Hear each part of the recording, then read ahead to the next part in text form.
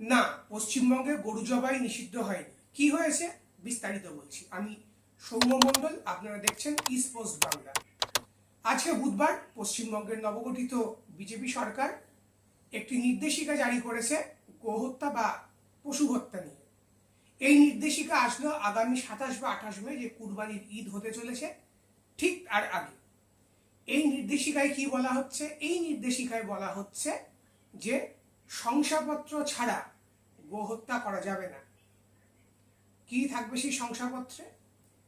সেই শংসাপত্রে থাকবে যে গরুটির বয়স 14 বছরের ওপরে, বা এই গরুটি শারীরিক অসুস্থতার কারণে অন্যান্য কাজ করতে আসে পারছে না, সুতরাং তাকে জবাই করা আবার যাবে। এবং বলা হচ্ছে নির্দিষ্ট কসাইখানায় জবাই করা যাবে, প্রকাশ্যে করা যাবে না। সুতরাং গো হত্যা নিষিদ্ধ ব্যাপারটা এরকম নয়, কিছু রেস্ট্রিকশনস চাপানো হয়েছে। এবং আপনারা জানেন যে ভারতবর্ষ এই বিজেপি সরকারের আমলে বিফ এক্সপোর্টে দ্বিতীয়। এইখান থেকে অনেকে সন্দেহ করেন যে গোরক্ষার নামে গরু পালনের যে ভার সেটা চাষির ওপর চাপিয়ে দিয়ে, বা এই গোরক্ষা বলে যারা গরুগুলোকে নিয়ে চলে যাচ্ছে, তারা কোথাও ভারতের গরুর আভ্যন্তরীণ ভোগ কমিয়ে এগুলোকে বেশি দামে বিদেশে পাচার করতে চাইছে কিনা। আপনারা জানেন, অনেকে জানেন না, শুনলে অবাক হবেন, যে নর্থ ইস্টে বিজেপি নেতারাও গরু খায়, নর্থ ইস্টের মানুষ খায়, এমনকি গোয়াতেও। এবং সেই নিয়ে বিজেপি নেতারা কি বলছেন একবার শুনে নিন। But why did you beep the beef in Meghalaya? That was not your political issue there. First of all, you must know there are two kinds of cows. One is called Bos indicus, which is our Indian cow. The Meghalaya cow is not Bos indicus, it is Bos taurus. You can eat as much as you want. कुछ भी बताइए कि beef north east में क्यों allowed है? आपके BJP के नेता भी बीफ नॉर्थ ईस्ट में खुद गर्व से कहते हैं कि हम खाते हैं, और ये जो गौ हत्या पर बैन लगना चाहिए, नॉर्थ ईस्ट में नहीं लगेगा, ये गोवा में नहीं लगेगा, बहुत सारे स्टेट्स में नहीं लगेगा। Here in Meghalaya, it is your choice. You can eat snakes. We eat dog. I used to eat dog when I am young. बहुत गजब जानकारी आप लोगों को रहती है, बताता हूँ। हमारे लिए कौन माता है? गाय माता है। हाँ? ठीक।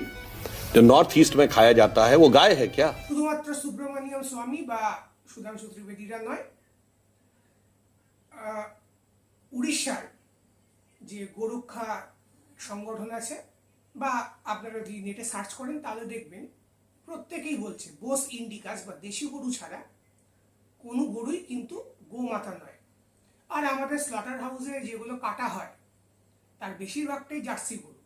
আমরা অনেকেই আছি যারা দেশি গরু চোখে দেখেই নি গরু।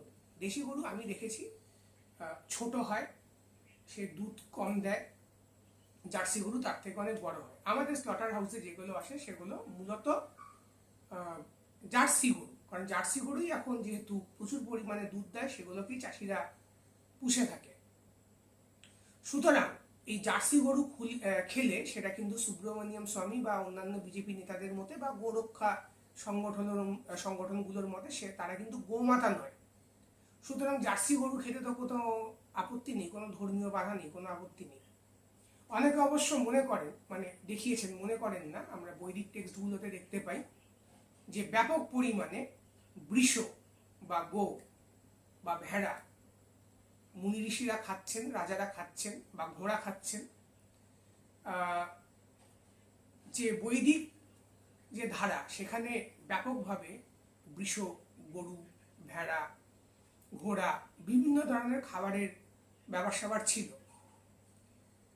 সর্বপল্লী ডাক্তার রাধাকৃষ্ণন যেটা দেখিয়েছিলেন যে বৌদ্ধ যুগে এই গো হত্যা নিষিদ্ধ হয়, এবং এই ইস্যুটাকে কাজে লাগিয়েই বৌদ্ধরা ব্যাপকভাবে বিস্তার লাভ করে। যেহেতু ব্রাহ্মণরা কথায় কথায় গরুকে তারা কাজে লাগাতো, গরু খেত, গরু বলি দিত, এবং পরবর্তীকালে ব্রাহ্মণ্যবাদের যে উত্থান হয়, তারা বৌদ্ধদের থেকে ইস্যুটা কেড়ে নেয় এবং গো হত্যাকে নিষিদ্ধ করে এবং গরুকে মাথা বলে পুজো করা শুরু করে। পরবর্তীকালে নির্দিষ্ট একটি অঞ্চলের খাদ্যাভ্যাসকে, ভারতের নির্দিষ্ট একটি অঞ্চলের হিন্দুদের খাদ্যাভ্যাসকে গায়ের জোরে পুরো ভারতের খাদ্যাভ্যাস বলে চালিয়ে দেওয়ার একটা প্রচেষ্টা হয়েছে একটি নির্দিষ্ট রাজনৈতিক বা কয়েকটি নির্দিষ্ট রাজনৈতিক দলের দ্বারা। পশ্চিমবঙ্গের একটি নির্দিষ্ট খাদ্যাভ্যাস আছে এবং আপনি মাথায় রাখবেন যে এই যে গরু নিয়ে যে নির্দেশটা দেওয়া হয়েছে, এটা কিন্তু শুধু গরু নিয়ে দেওয়া হয়নি, এটা মোষ নিয়েও দেওয়া হয়েছে।